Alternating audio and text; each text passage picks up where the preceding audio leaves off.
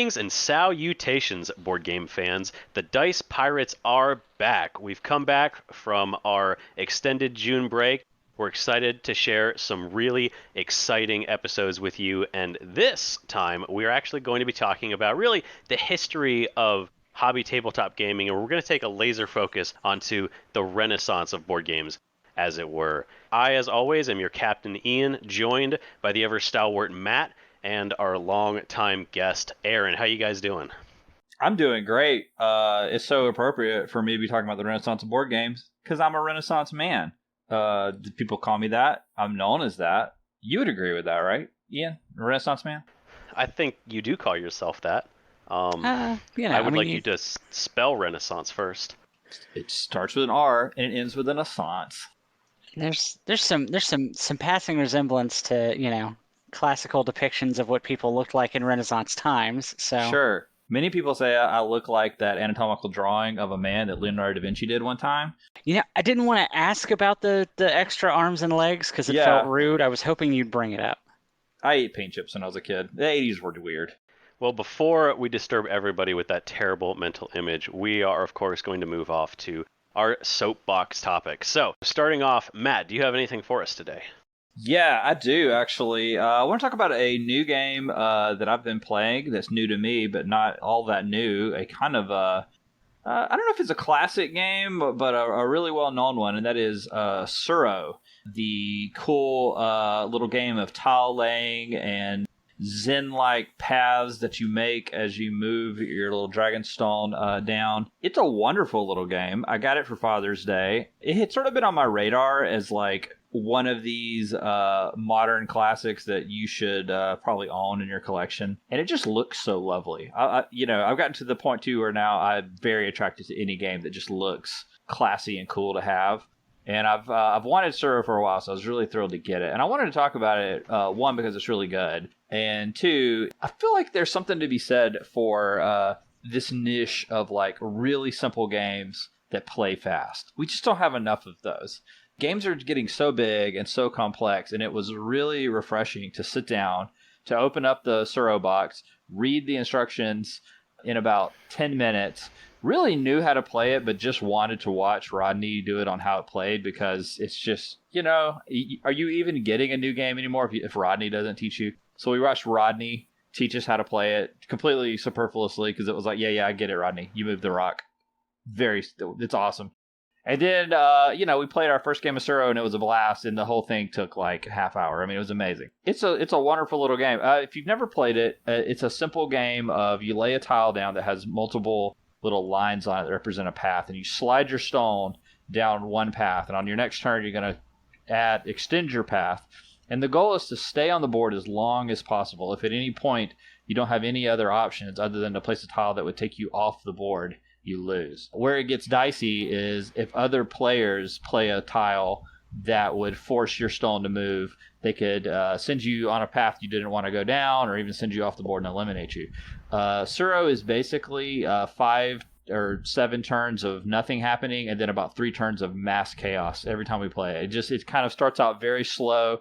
You're just kind of like, oh, this is very chill. This is very zen. Look, I made a little curve. It's so peaceful. And then you quickly realize your options are narrowing and the other players are moving into your space, and it just becomes sweaty and chaotic, and then it's over.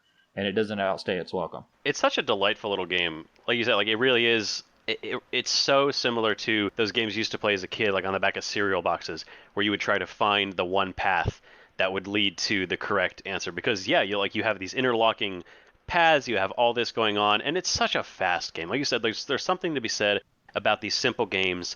You can teach it in less than 5 minutes because it could not be easier to understand. All you do is put a tile down, you follow the path, and you can't really go wrong explaining the game. And when it plays in 10 minutes, I mean, like you said, we need more of that. And I'm so happy that you picked this game up, because this is a game that I have always really enjoyed playing. I think in some ways maybe the size of the box is something that can put people off, because the box might be a little bit too big for the components inside, and maybe people get the wrong idea of what it entails. But anybody who is willing to give it a shot, I think, is going to love this. But Aaron, have you also played this game? What do you think? I have. I've played Tsuro a bunch. I actually picked it up for my VR headset because they released it for VR headsets for reasons unknown to me.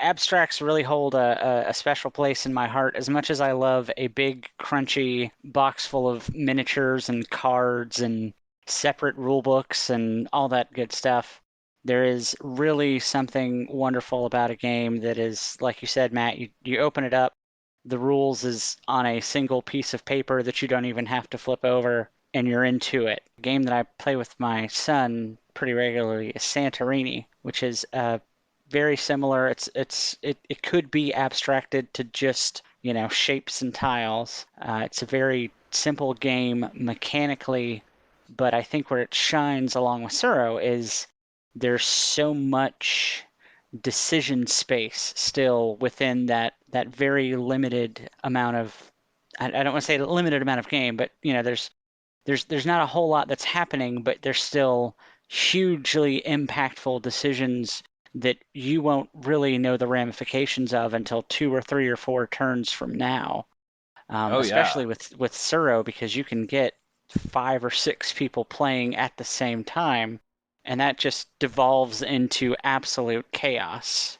Yeah, it's very different at all the different player counts. I don't want to spend too long talking about Tsuro because we got a big episode ahead, but it's one of these games that so far has been really fun at every player number I've played it, which is 2 to 4, and it plays up to 8. I'd be fascinated to play it at like those high numbers. I feel like it would be absolute chaos. 2 players is a strange Zen-like thing because you actually don't interact with each other very much, and that becomes you just trying to create the perfect path and not backbox yourself in a corner. It's like playing the old like snake game where you don't want to like double back on yourself. You're just trying to keep moving, and then you'll eventually potentially collide with the other player. 3 players, it's a little more tense, a little more interaction. Then 4 is very optimal because it's like very quickly the 4 players are like coming toward the middle of the board and you got to start making moves, making choices. But yeah, I mean, I just think it's a great game. It's worth picking up. It's very lovely components. The player pieces are these like kind of like stones that have they sort of look like little stones with a dragon carved on them. The whole aesthetic of the board with Eastern inspired art and mythology is very lovely. Highly recommended, but really just want to see more designers playing around with that like 10 to 15 minute game time, because that's a wonderful addition to a game night, something you can open up with or close out the night with a palate cleanser. I think everybody needs a few games like that in the collection that kind of just are breezy, light, an aperitif of a game. We are going to go ahead and move on to our next topic. I actually have something that I want to talk about, and Matt, I know you've been reading a bit about this as well, but I'd like to talk about something that happened a little bit ago, actually about a month ago at this point, where David Turczi, the designer of a lot of games that you may know and love, Anachrony being probably one of the most popular, and Norley Lubbers, were designing a game for the upcoming Kickstarter of Prison Architect, which, if you may not know, Prison Architect was a sim game in the vein of a city building game like SimCity, and it was based around creating a prison and building a very effective and profitable prison. And that was an indie game that was released in the 2000s. It was quite some time ago. And so there was a Kickstarter where they were creating a board game version of that. On May 26th, David Turczi actually came out with a post on Board Game Geek where he explained that both he and Norley Lubbers, they were taking themselves off of the game. They were asking that their names be removed and that they would no longer be associated with the game at all. And the reasons that he put behind this, to sum up sort of the statements that he was making, there were a lot of issues that people had with the game. Obviously, especially in like America specifically, there are a lot of issues with the prison system, the way that we approach incarceration. For-profit prisons are a huge problem, and this game is something that uses that as a motif. And from the sounds of it, it didn't really deal with that in a way that a lot of people would consider respectful or really handling its material in a sensitive manner. And so after a significant amount of time talking and interacting with various people and having conversations, they realized that it's something that they messed up with. They should not have proceeded with that, and if they had done it, they should have done it in a different way. And so they made the decision, after having designed the game and it went to Kickstarter, they realized that they did not want to be associated with this game. There's more to unpack here, but I want to throw this to you, Matt, and just kind of get your thoughts on this before we really delve into it. It's such an odd thing to try to make a board game out of, or a video game. I guess it's it's on Steam now as a video game. But this is such an odd concept to try to do as a game. I think that people maybe who don't live in the U.S. would be sort of like maybe shocked or confused by the idea of for-profit prisons. But it's a highly controversial thing. And so the idea of like running in a management sim way a prison, the way you would run like Railroad Tycoon or other type games where you're like doing these kind of abstracted and cartoony representations of business, but translating that into something that has such real world implications and social dynamics that are very complex is bizarre to me. And even when you look at the art of this game, and I know that it originated in the video game and they carried it over to the board game, but this South Park-esque cartoony thing, you can sort of tell right away, like, right, these aren't going to be like sensitive, nuanced portrayals of prisons and how they impact people and what are the social implications of the prison system and what are the societal and economic implications of it. Like, none of that's going to be dealt with. This is all being very abstracted, treated in too silly and cartoony a way. And it's not surprising to me that there was backlash about that and that these designers were sort of questioned whether or not they really wanted to be involved in it. It just kind of goes back to a bigger discussion that we've had several times on the show, which is that, board games are growing up as a medium. More and more people are playing them. They're also looking at them with a more critical eye toward things like story and theme. There was a time when you could just layer on almost any theme on a board game and nobody really cared.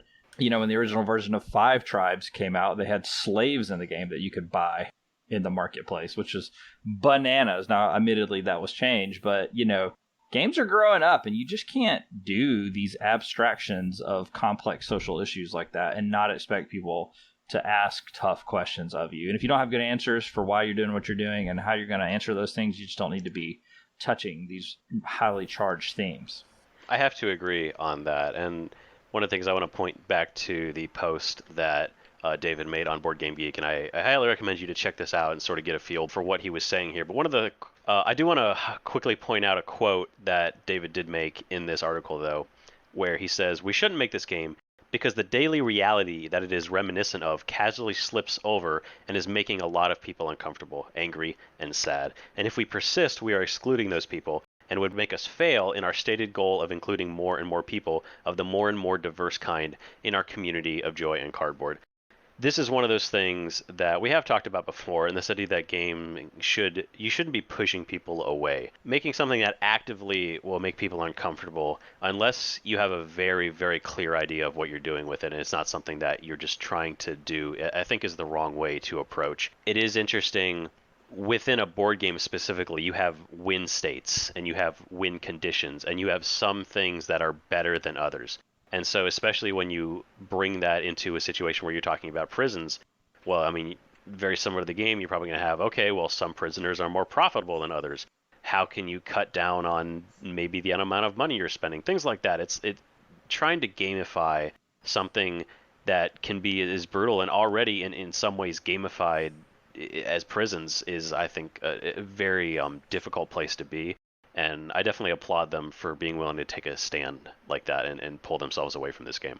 Yeah, I mean, it's worth noting that, about a decade ago, we weren't having the same conversations that we're having today. But in 2012, again, it's not that bad things weren't happening. We just weren't looking at them or addressing them in the way that we are now. They weren't a part of the conversation in the way that they are now. I think if Prison Architect, the video game, were to try and come out today, it would immediately be lambasted and fired out of a cannon because, like, nobody wants to touch that. That's gross. And I'm not saying that if you played the game and had fun that you're a bad person, because you're not. It's a game. But it's interesting how quickly that conversation changed. It's fascinating to think about a game that came out, like a decade ago, but also like referring to that as like, well, that was a game of its era, the way you might talk about a movie like Blazing Saddles or something. You know what I mean? Like 10 years ago is like almost like, that's like of its era. Things have changed. Discourse has changed. I want to make a point. I'm sort of like nervous to wade into this. I hadn't really like planned these remarks, but I'm gonna attempt because when we started talking about this, that you wanted to bring this up on the show, Ian. I was like, I know the criticism people have. They're gonna like say, so this is that like censorship thing. Like you can't. Why can't I make a game about a prison, right? You know, like why shouldn't I be able to do that if that's what I want to do? Why is this like culture trying to like put people in boxes? And see, there's really I don't buy into that. Obviously, if you've listened to the show, you know I'm an advocate for questioning these themes in games. But here's my point: when you're making a game, like what are you trying to accomplish? So with a game like Prison Architect, were they trying to make a game that simulated running a complex system in an efficient way, a management game? If that's really what they want to play around with management stuff, complex systems with lots of variables and weird events that can happen. Okay, why a prison? You could make that about anything. It could be a pie company. It could be, it could be moving boats through the Suez Canal so as to not get them stuck. There's a lot more interesting themes. There's so many. There's a million potential themes that you could explore and do like a management game full of complex variables. Or if you wanted to make a game about a prison, though, if it's like I'm hell bent to do a story game about a prison, what are you trying to say about prisons? What are you trying to explore? What's the viewpoint? Is it a game about being a prisoner? Is it a game about being a person in charge of people? What are the implications of that? And the thing is, I just don't think that they really thought through like what it meant to say like I want to do a game about a prison and then answered the questions of like why? What are the themes you want to explore? What are the implications of prisons? What are the bigger ideas? And you could say like, well, I wanted it to just be fun. Well, they could have done this like a sci-fi prison theme and put this on a space station and abstracted it, and it would have been different. You know, space prison or supervillain prison or something. But as soon as you ground it in the real world and you deal with a real topic like for-profit prisons, that's real. You know, and now you've got to take it more seriously than this. And you've either got to like explore a complex topic in a meaningful way or just don't do that. That's such a good point. I'm sure that at some point we will come back to this as we sort of develop our ideas and as we do kind of discuss more of the idea of games taking on very heavy topics. But I do want to move on, and I'm actually going to go ahead and surprise us on you two. I didn't put it on the list, but I think we could use something a little bit more lighthearted before we dive into our topic.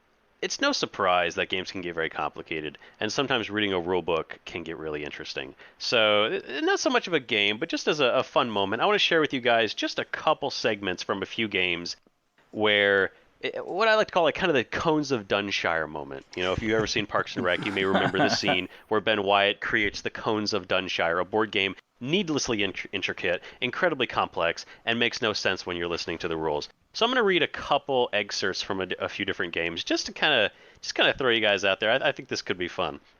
The first is a passage from the game Here I Stand. If the Henry's marital status marker is on the ask for divorce space, the papacy may agree to grant the divorce to the English power. If such an agreement occurs, the English player moves the marker to the Anne Boleyn space and rolls immediately on the pregnancy chart as described in 21.3. The English player may roll again during the action phase of this turn if they want to play the 6 wives of Henry VIII. Did you just say to me, roll on the pregnancy chart? Is that a phrase that you just said out loud to me? We got to put it on the Anne Boleyn chart, I believe it was.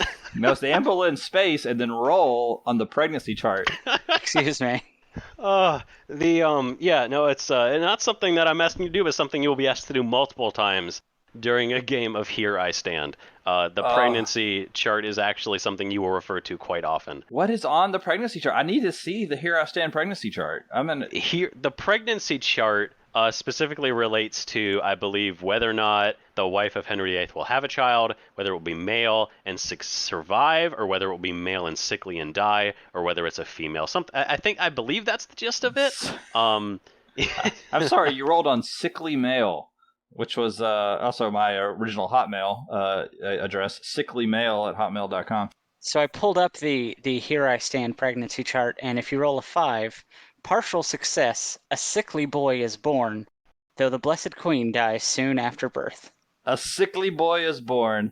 That's fantastic. You know what I'm most excited about? You bringing that game up is that our good buddy, fellow Dice Pirate Dennis, recently bought that game, and we're gonna play that. He and I are already making plans to play that. It's a epic game that simulates, I don't know, the Reformation Wars or something. This is a part of history that I don't know about. Apparently, the religious people of Europe had a huge war at some point in the Middle Ages. Yeah. It'll be a learning experience for me. I'm thrilled to roll in the pregnancy chart. Oh, I can't wait to hear all about it. I do have one more for you guys. This is from Food Chain Magnet, the ketchup expansion. Houses without a garden will never desire sushi. Sushi cannot be used as a substitute for coffee. Sushi cannot be used as a substitute for coffee. Well, clearly you've never had breakfast at my house. Hey, Like the words that you said and the order that you like, that was all English, but I don't know what that was. I love I love kind of recontextualizing just board game rules in sort of just a non-board game. It just doesn't make sense half the time. It's really fun to look in there and just see, well, is what I'm saying actually words, or am I just spilling things out of my mouth? It's kind of fun to take a look at it, I think. there's nothing better than trying to do a teach of a complex game to a bunch of people that never played it, and you hear yourself saying stuff like that. Okay, you're gonna need to move to the Anne Boleyn space, and then you get a cold sweat and you realize this is a weird way to spend an afternoon. This is a strange hobby that we've gotten ourselves into. I like this new segment. I'm hereby dubbing it Rulebook Randomness. Rulebook randomness is here to stay. We will definitely bring it back in the future, and I'm excited. And if our listeners do find any that they think is particularly interesting, please do share it with us. We would love to see, and maybe even feature it in an episode as well. I'm trying to lock down the Instagram handle at sicklyboy right now. Hold on. All right, so we are going to go ahead and move on to our main discussion, the board game renaissance. I'm very excited for that. We will be back in just a moment. All right, and welcome back to the Dice Pirates, where we're going to be diving into our main topic, which today is taking a look at the renaissance of board games. What do we mean by that? Well, if you've been following the board game hobby for the past decade or so, you know that board games are bigger, more popular than ever before. They've moved from kind of a fringe, small hobby, an esoteric hobby, to like bordering on the mainstream in a rapid amount of time. And it's fascinating to chart the trajectory of this with milestone games like Settlers of Catan and Carcassonne kind of blowing the hobby up to new levels in the early aughts and late 90s, and then leading us to massive hits today like Wingspan and Pandemic Legacy and other, best-selling games, and Gloomhaven and others. So we thought we'd just kind of do our best to kind of walk through this process of what has brought us to this explosion in games popularity. And Ian has done a yeoman's job over the past month or so exploring this topic. He's been our lead researcher on this. And so I'm going to toss it over to Ian now to kind of give us some schooling on what he's learned. Ian, I know a lot of this really started with how games started to change in the 90s, right? I mean, we started seeing some big moves and some big developments in board games. Yeah, the 90s is really kind of when things took off, and you really started to see kind of a change, sort of in the way that board games were made and the way that people interacted with them. And you sort of saw this mixing of different styles. But to really understand that, I think you have to go way back, actually. We have to go back to the 50s and 60s.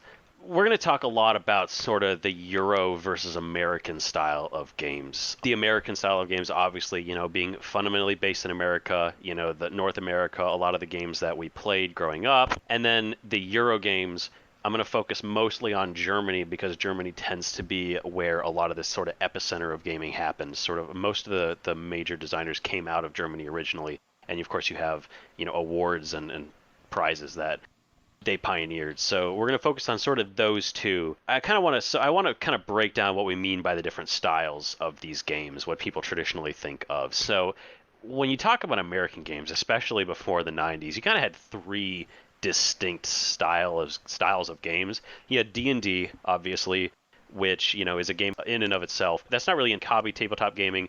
We've covered that before, and I think we could set that aside for this purpose of this discussion. There are also war games. You have your classics like Diplomacy, Risk, a lot of the Avalon Hill games like Dune, Starfleet Battles. Obviously, miniature games will fall into that as well, like Warhammer, games like that.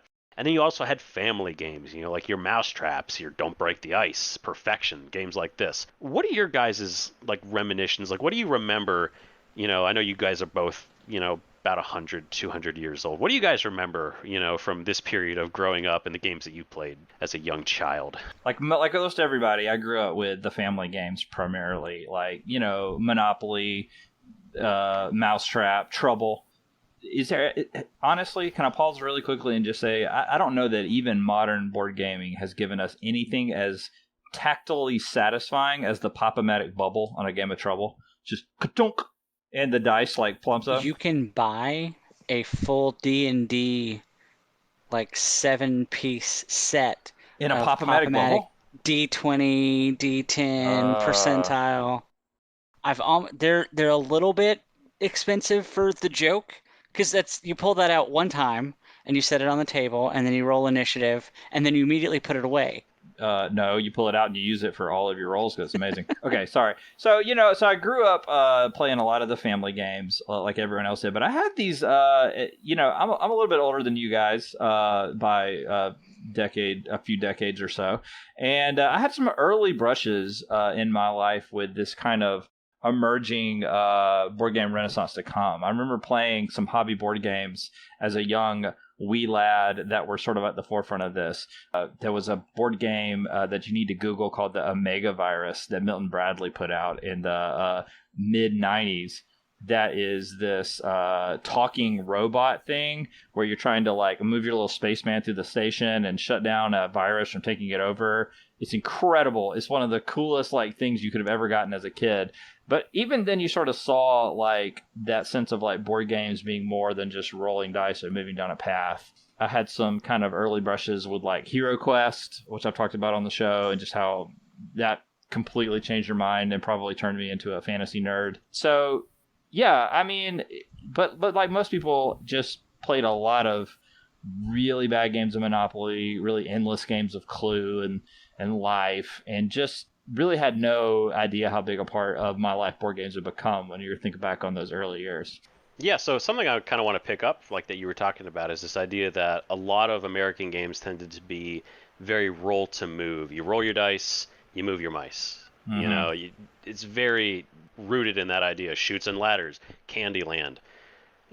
Some of these very basic games, you just move forward. They tended to be a lot more competitive. You're really fighting each other. Obviously, some of them were military focused. You had a lot of war games talking about, American games. And then something that American games did that you didn't see as much in other games is that they allowed eliminating other players. You could actually remove people from the game, something that Monopoly and Risk did very famously and caused many, many fights and has caused many games not to play board games ever again because of the fights that have ensued. It's one of those things that you see sort of a very defined style. I want to shift over to sort of the Euro type of gaming.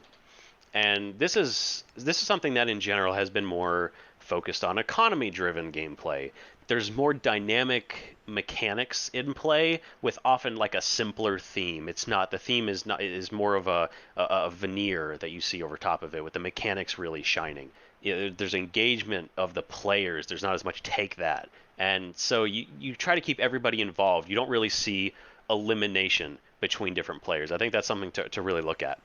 Like I mentioned, I'm going to talk about German games in this section because that's really where you saw a lot of this development. You see a lot of the design philosophy coming from them, and I mean, following World War II, they were a culture that was extremely conflict averse. Militarism was not something that they liked to address at all, and you see that in their aversion towards games. An interesting fact that I discovered while I was researching this is that Risk was actually almost banned in the 80s when the Parker brothers introduced it to Really? Germany.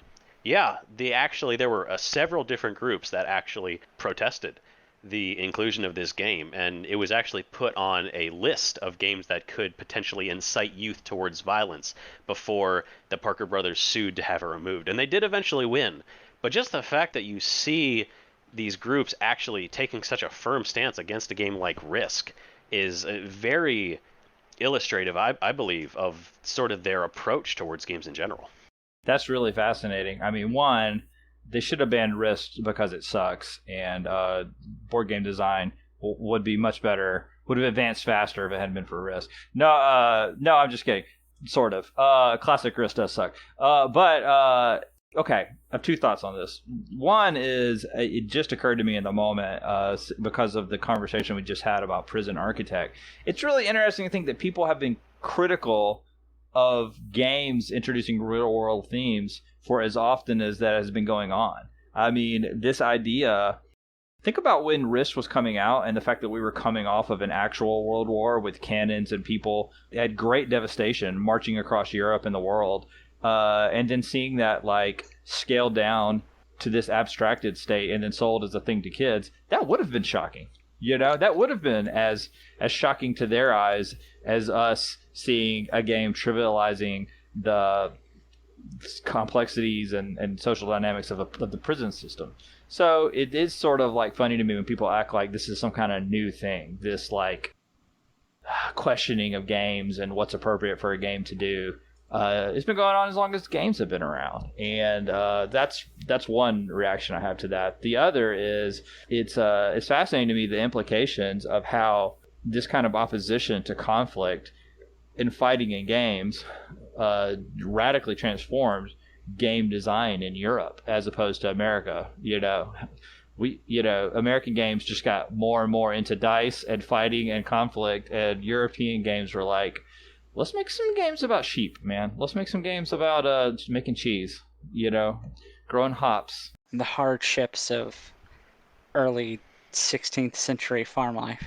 And it worked. It really did work. I mean, these games connected with people in more of a way than a lot of other groups did. So I think, to kind of move on, what started this renaissance really? We already talked about the differences that these cultures had, but you also kind of look at the success of it. I mean, America didn't really have a board gaming scene as it was. It was something that you maybe bought, you might buy Risk, you had kid games, Perfection, Twister, Ants in Your Pants, but these were not games that like people connected over so much. There wasn't like a board gaming scene. Germany began very early on to have a robust board gaming scene. You see, designers that we still know today, Rainer Knizia, Richard Ulrich, Uwe Rosenberg. These guys all originated in Germany as well. These were all German designers.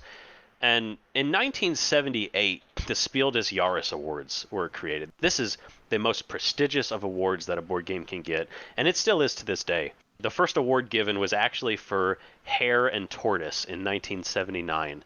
But then you had, of course, other classics like Rummikub, Scotland Yard, Bluff, or as we know it here, Liar's Dice. So you saw pretty early on, you saw some of these very classic games that we still enjoy today that were coming out of Germany that were being awarded there.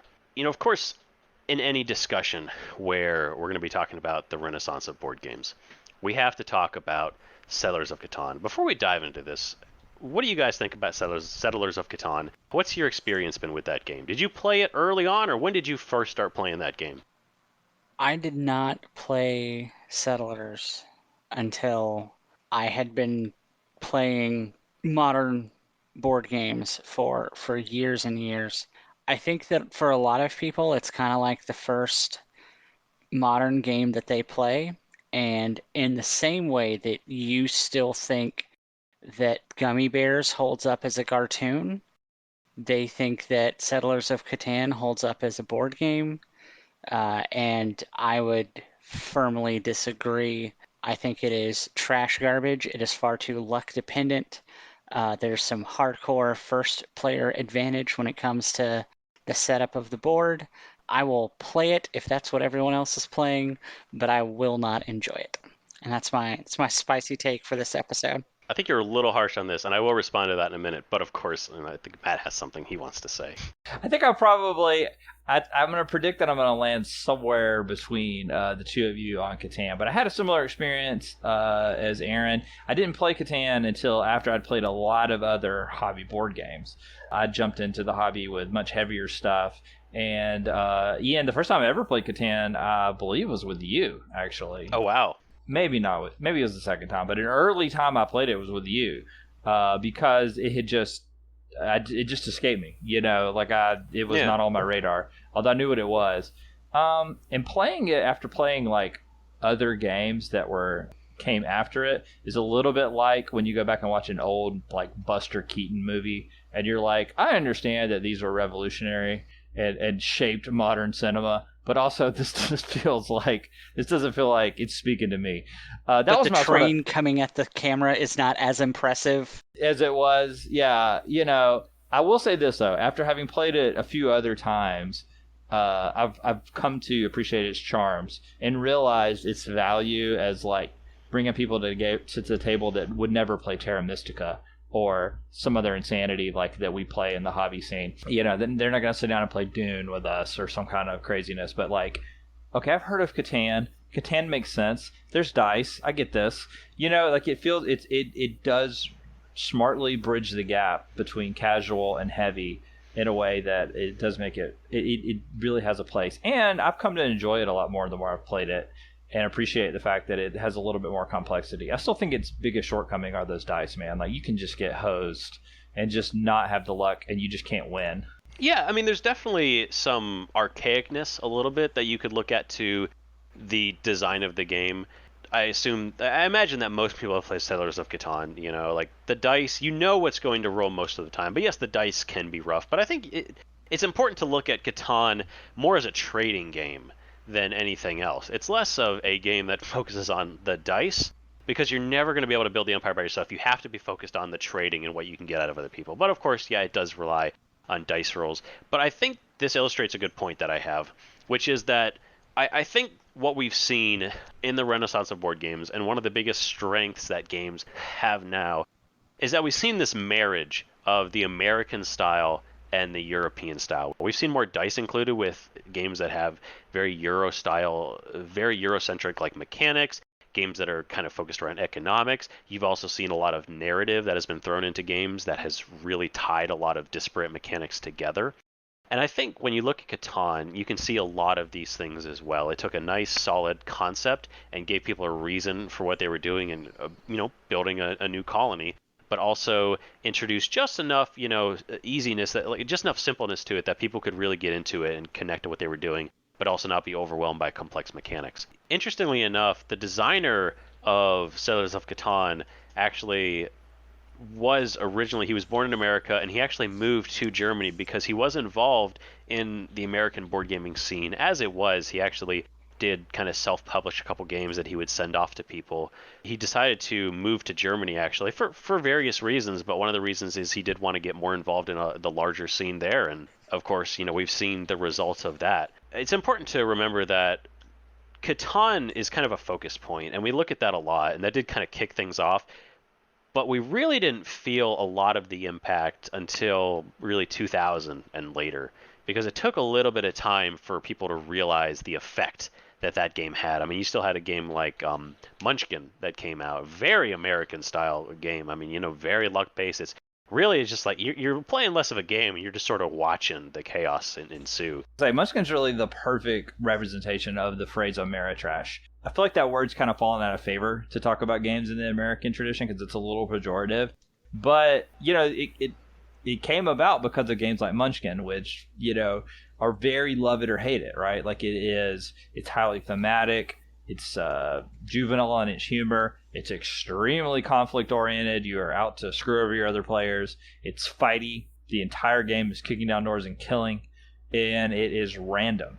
It's literally everything that an Ameritrash game is. Conflict-oriented, random, thematic, and all of that just in one perfect realization. So I think, it's good to bring up Munchkin in this context about the development of games because it's so maligned by hobbyists now, and people don't like to play Munchkin, or they like to act like they don't like to play Munchkin. But Munchkin sold. It's a solid half hour of fun jam-packed into 90 minutes. It is. I think you have to go into it with the right mindset. Munchkin is also a formative board game that I came to late and had a good time with it, actually.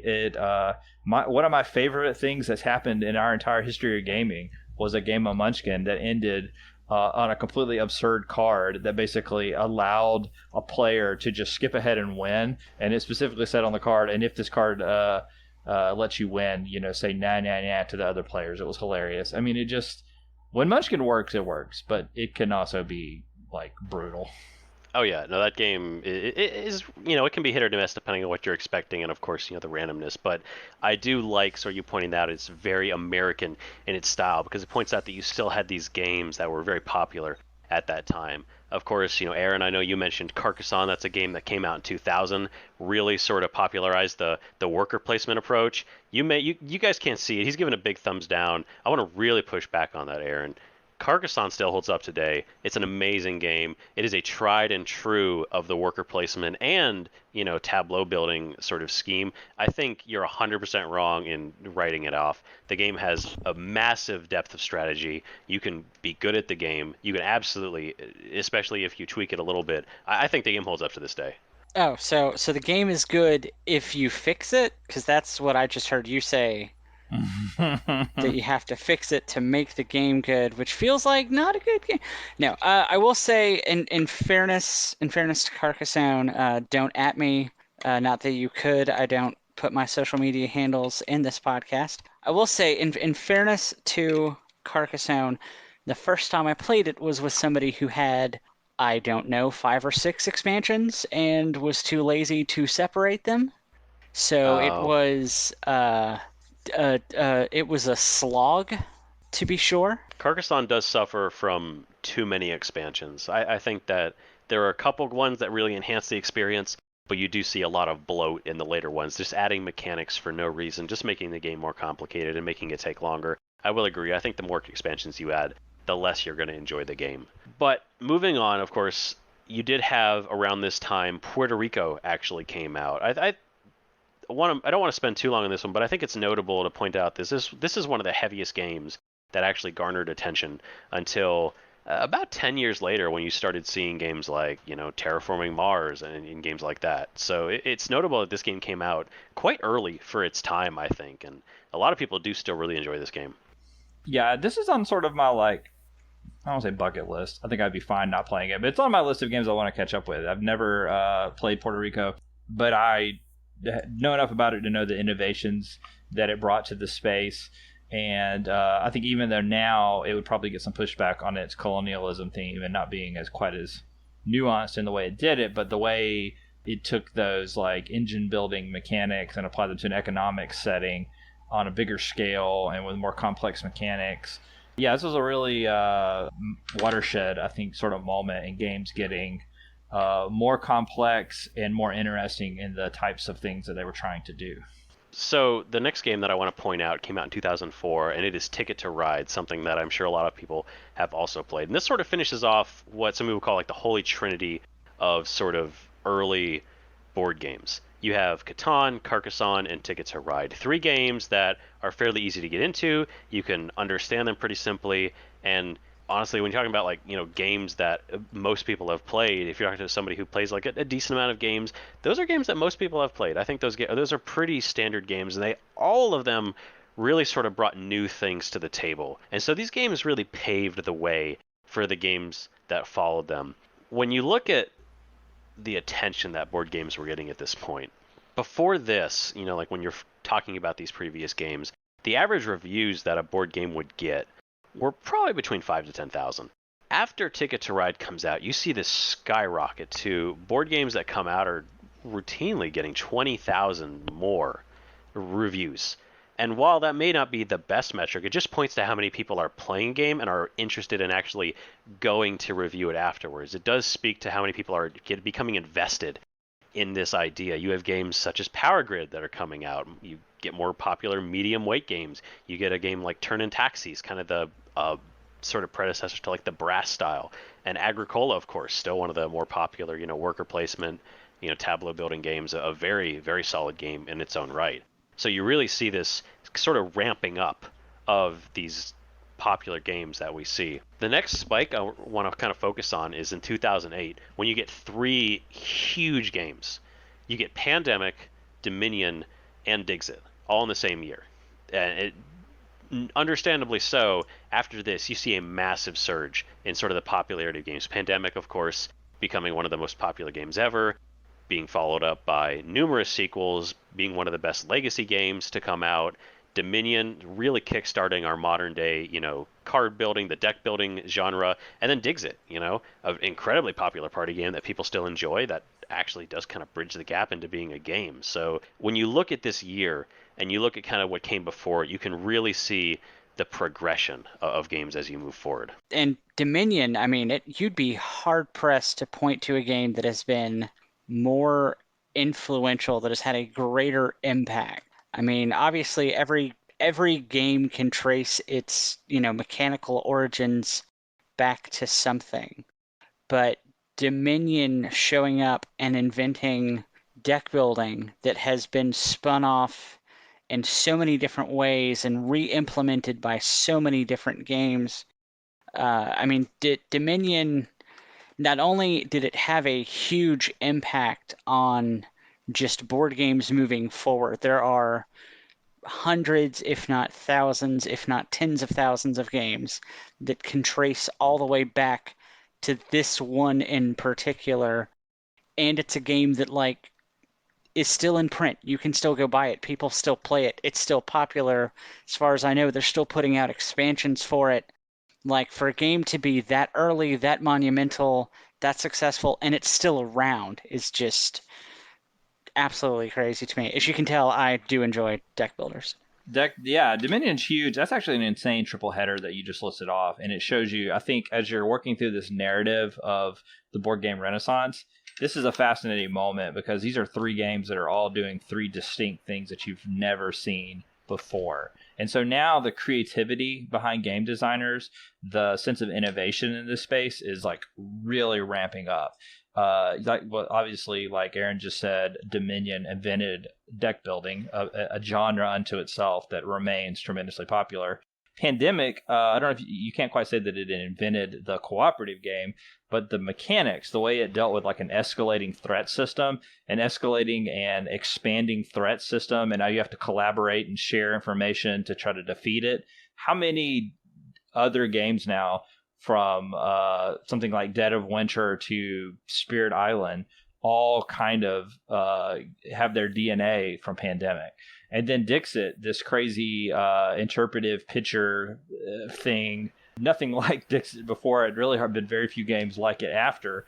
All of a sudden now we're not just making standard like games about economies and systems. Now we're doing games that tell stories and have totally new mechanics. And this is an important year, and I think it just shows you, I think you sort of can't understate how creativity and innovation in board games led to the Renaissance. People just stopped making those bog standard board games and they started doing exciting new stuff.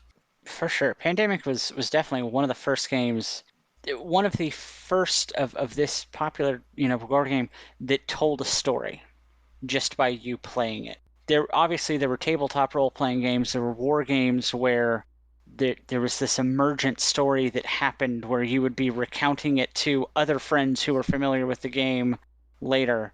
But Pandemic was definitely one of the first games that had that same draw of it. It was half the fun was playing the game, the other half was telling your friends, dude, you don't even know.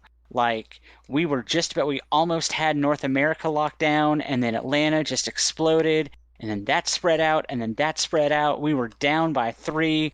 It got wild. And it was, I think that's definitely a huge part of its success, is that it really encouraged that narrative. Games that create moments around the table that you talk about for years to come are the games that are going to make you a lifelong board game fan, and Pandemic is one of those games. It really is. I think that's something that I want to focus on a little bit before we move on and kind of talk about these next games. Because, we're rattling off a lot of games. We're talking about a lot here. But I really kind of want to put this in perspective, like we've been talking about, this renaissance. Just this idea of the progression of games, the artistry, the creativity of these games, where we're going, but also the response that people are having to these games. You can put out games that are also a little bit different, and games that have this idea, because the way has been paved by these games that came before. You had games that were able to break in and say, hey, there's more than just break the ice and Risk. There's more than Monopoly out there. You can play a game that's a little bit interesting and everybody can still enjoy. You can turn family game night into something more than just a grind into each other with eventual arguments at the end. It can be more than that. And so I think that's really what we see as we move forward and as these next games come out, is you see people, standing on the shoulders of these giants and running with it and saying, okay, well, you like this, let's try a new party game now. Let's try a new minis game. Let's try something completely, let's just do something completely different. And so that's where I want to move into the next, not a specific year, but a series of years. I want to talk about 2009 through 2014.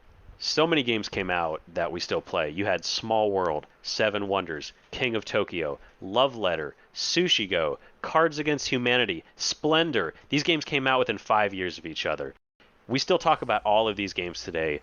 Games like Sushi Go, a great party game, also drafting cards, moving things around the table. Small World, Seven Wonders, still some great games, great games to play around the table. A little bit light complexity, easy to get into. King of Tokyo, still a fantastic mini game. So many different things that you see coming out from the board gaming space that really changed the way we looked at games. Of the list that you just said, I think the only game on there that I wish that had never come out was Cards Against Humanity. Although if we hadn't gotten Cards Against Humanity, we never would have gotten Crabs Against Humidity. And so what would we do without that game?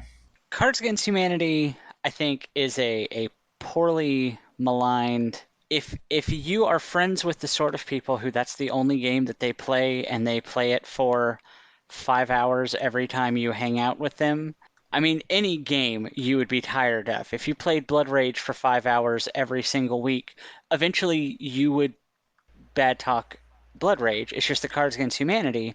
Part of its brilliance is it has an extremely low barrier for entry. Your mom can walk up to the table and in a couple minutes she understands what's going on. You're going to have to explain a lot of concepts to her that you're not going to be a fan of having to explain to your mom. But I don't think it's a great game. I don't want anyone to think that I'm sitting here as a Cards Against Humanity apologist. I just think it gets a bad rap for the wrong reasons sometimes. It's you raise a good point. I guess I can't at the start of the show sing the praises of Tsuro and an ode to like simple games and then like crap completely on Cards Against Humanity, but I can crap a little bit on it. It's not great. Oh, absolutely. But still, absolutely. what an incredible like all killer no filler run of games you just listed. Splendor and Love Letter and Sushi Go. It just feel like the dam kind of burst at some point in like 2008, 2009. And all of a sudden, all this creativity and innovation is happening. And now like playing a board game at a party is all of a sudden like a really cool thing to do. Which would have been like bananas like a decade earlier to like invite grown people over to your house and say, all right, I've got this game. It involves the economics of like 19th century Scotland. But trust me, it's really fun, or something crazy. But like, the dam has like burst and people are wanting to do something different around the table with friends. Something that is in the back of my mind that I think is all over the idea of the board game renaissance is it's happening almost simultaneous to the explosion in popularity of social media. This is probably bigger.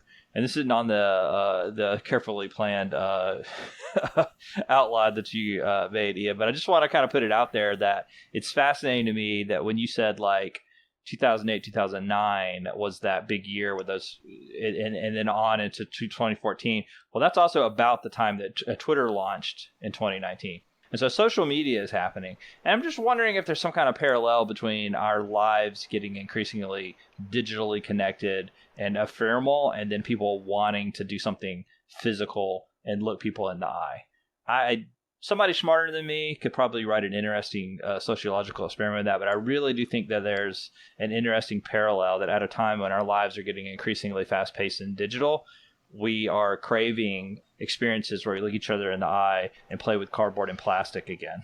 I'm actually really glad you brought that up because that is something I wanted to address. Is just that as we talk about the board game renaissance, we think a lot about these larger games. Your Wingspans, your Gloomhavens, games that are heavy and big and have a big presence on the table. But one of the parts that we don't often look at is the party games and the games that really connected people, and those are often the games that get the most attention. So in 2015, you had Codenames and Exploding Kittens. Exploding Kittens, of course, being kind of the beginning of the Kickstarter era of board games, massive success. But also, Codenames has more reviews than any other game released in the last 10 years. Still, to this That's day, wild. you go look on BGG, it has more reviews than any game released in the last 10 years. Codenames is really good. Like I sleep on Codenames sometimes. I forget how freaking fun that game is. But I've never had a bad time playing Codenames. It's just great. It's such a simple mechanic. It's that thing again of like easy to learn, hard to master. You can teach 20 people how to play it in 5 minutes and have a great time.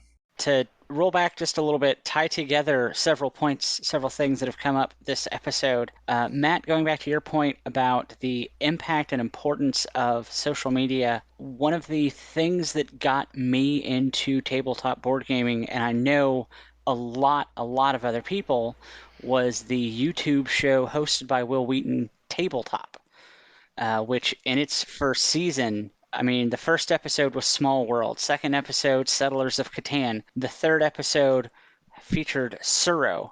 The impact of that show, when Tsuro was featured on Tabletop, the demand to go out and buy that game was so high that the publisher exhausted all of its stock reserves, and the game was actually temporarily, you couldn't buy it in Europe because they had to shift all of their production into meeting demand in the US. So like Wow. absolutely social media, I mean, all it takes is a person you know from TV being like, "Hey, this is really fun." And I mean, I remember when tabletop was a thing that was still happening. Like, you better hope that you didn't really love whatever game they did on the episode that came out today, because you can't buy it for 2 weeks. It's Yeah. gone now immediately and Gosh. instantaneously. I loved that show, and it really I haven't brought it up on the show, and I'm glad you reminded me of it. I haven't brought that up on the podcast before, but it was actually incredibly formative in me figuring out the games that I wanted to play next. When I first started dabbling in the hobby, it was great to sit down and watch a group of like funny, interesting people play the game. And so that's another side of the social media thing that I hadn't thought about. I'm really glad you made that point, Aaron. Is like, as much as there may have been people like maybe backlashing to the digital culture and wanting to have like IRL experiences, but also social media allowed the stigma that like board games were like a weird way to spend your time to kind of break that down,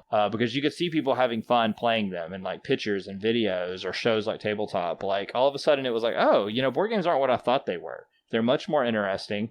They're much more silly. They're much more fun. They make for a good time. And so, yeah, I think social media had a huge impact on breaking down the stigmas and just making games seem cool. Like you look at Dungeons and Dragons and the success that Critical Role had in bringing that to a lot of people as well. This social media aspect, seeing other people, especially people that you enjoy seeing already, playing games, it being common enough that these people are interested enough because these games are so fascinating to bring that out there and want to share that with other people.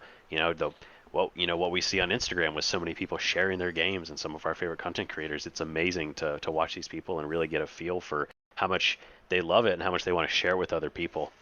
I want to talk about one more year, and then we kind of move on towards kind of the wrap-up section here. But I want to talk about 2016, because I think that's the last big year that we can really talk about. Terraforming Mars and Scythe both came out in 2016. Two incredibly successful games. Scythe, of course, with Stonemaier Games, really kicking that off. Another big Kickstarter success. Terraforming Mars, still one of the most popular games out there. Very medium-heavy games that started to go mainstream. We've talked a lot about these games before. They were either lighter games that may have been party games. This was the first time that the most popular games were actually heavy games that you could really sink your teeth into, and that actually took some time to play. And we hadn't seen that before. You'd seen games like Puerto Rico and Agricola, but it wasn't a staple of the hobby. And this is when you saw a shift towards people being willing to jump into those games and more people being invested in them as well. I mean, I definitely think you raise a good point that like all of a sudden the patience and comfort level with complexity has gone way up amongst the broader section of gamers. I mean, there have been heavy games for as long as there have been games. I mean, we've talked about it on the Forward Show that like Twilight Imperium that's an old game. I mean, they've been publishing that for decades. And even really heavy Euros like Terra Mystica were pretty early in the hobby. But you're right, they weren't necessarily like ubiquitous the way Terraforming Mars and Scythe were. And now all of a sudden, even like a designer like Vital Lacerda, who is putting out these brain-meltingly complex games, is kind of a rock star and very popular right now. It sort of makes sense to me that we would get to this point because people who have been in the hobby have been playing games now for 10 years, and they're just kind of craving something stronger. They're craving a stronger fix, so they're just getting like more and more complex and interesting games to the table. There's something that Quentin Smith, one of the creators of Shut Up and Sit Down, said in an interview back in 2013 that I think is very key in this moment here. Is just he mentioned in a response to a question that asked him, why are board game sales going up? Why are people starting to buy these? And he mentioned that he said, well, people are buying more games because games are getting better. And I think that's true. I think that's 100% true. You see with people sharing these games, of course you always had good games, but you see more good games. And I think that's why I wanted to stop around 2016 with Terraforming Mars and Scythe, because one of the things you see as you move on from here is actually the average number of reviews for games actually starts to dip a little bit. And I think one of the reasons is because when you look back at a lot of these years, you would often have one or two games that would dominate the year. You had games that were games that stood alone, games that really defined the year that they were in. You know, obviously Ticket to Ride, you know, the games that we've talked about, Pandemic, Dominion, Carcassonne. These games were huge. These games were the only game that really stood head and shoulders above the rest. But as you move on, of course, there are amazing games that have come out. Roots, Wingspan, Azul, Gloomhaven. And these games deserve, you know, the praise that they have gotten. But you do see that there are just more quality games, and even the games that are not these good games are still good games. And so it's less easy to say this is the game you need to buy, and more of which of these games do I buy. And so I think we've kind of maybe moved on, you know, past this, renaissance of like some games have paved the way to now there are just so many options. And you've seen family board game collections grow from just Monopoly, Life, and Risk. So I guess in sort of wrapping this up, tying this all up with a bow, are we still in a renaissance, or have we kind of moved on into a golden age of board games? What do you guys think? I know that Matt has made the point several times that, one day the bubble's going to burst here soon. That our last episode was about Kickstarter and when is that gonna to break bad? But I mean, the fact is board gaming market is growing by leaps and bounds year over year to the point where it's not just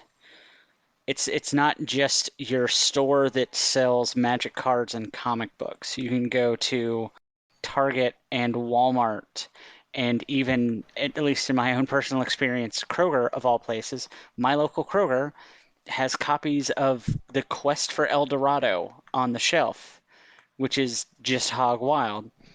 That's a grocery store for those of you people who might not know what a Kroger is, who don't live in that very specific part of the For country. people who don't live in the southeast of the United States, I guess I should apologize. It's a grocery store that it's an expanded store. They have a lot of other types of household goods, but like you can go there and get milk and cereal and also a very highly rated, recently released Euro game because there's enough of a market there that it makes sense for them as a business decision to carry and to sell this stuff on their shelf because it sells. The market is growing exponentially all the time. It's really cool to be into something kind of at the I would say we're even still at kind of the early stages because there are still people who, even though I can go to Target and I can buy like the D&D starter set or something like Terraforming Mars Ares Expedition, there are still people who don't know what it is. It's not quite it is an art form, it is a pastime. It's not baseball, it's not movies. There's still people who don't know what it is. I don't know. It's exciting times either way, to be sure. I have mixed feelings to that question. Are we still in the Renaissance? Are we in danger of some kind of collapse or change in it? And I'll look at it in two ways. On one hand, I can see a strong support for everything that Aaron said. In particular, something that sticks out in my mind is how solo board gaming exploded 2020.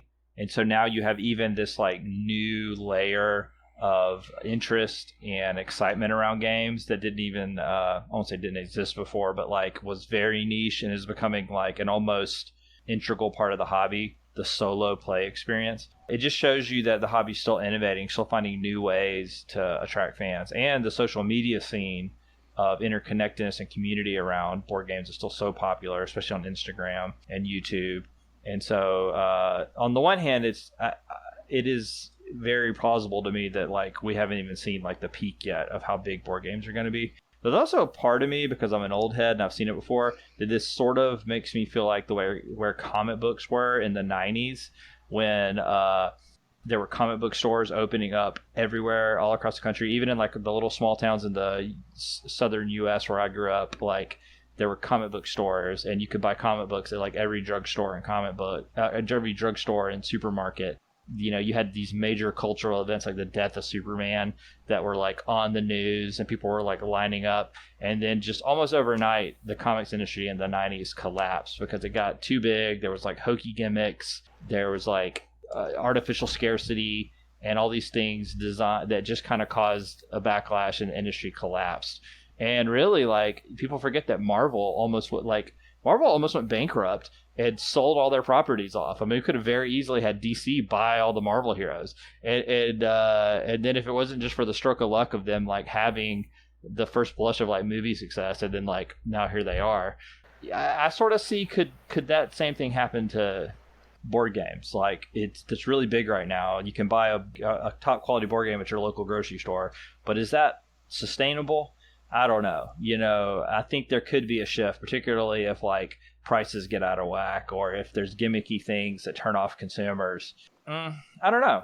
I think it's too soon to tell like where we're at, but I do think the bottom line is that we're just like really fortunate to have lived through a time when so much innovation and so much excitement happened.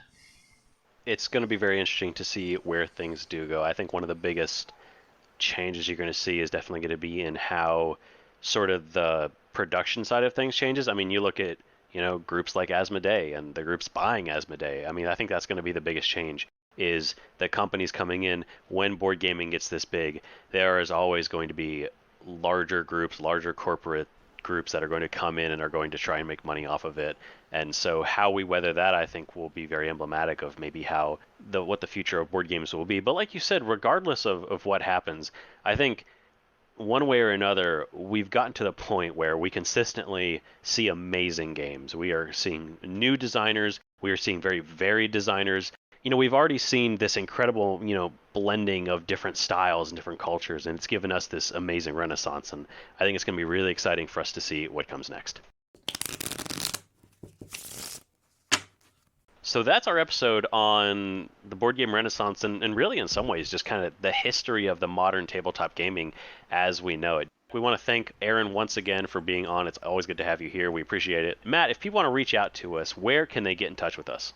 You can find us on Instagram at Dice Pirates. We are there all week long, posting updates on the games we're playing, mini reviews, updates on the Instagram story about what's going on with us. And yeah, we'd love to hear from you and send us a message. We'll talk back to you in real life. I promise we'll even be nice. We can't wait to hear from you. We always love getting in touch with you guys. We're excited to bring some very fun episodes for you, so keep an eye out for those. But until then, thanks for listening, and we will see you next time here on the Dice Pirates. Play more games.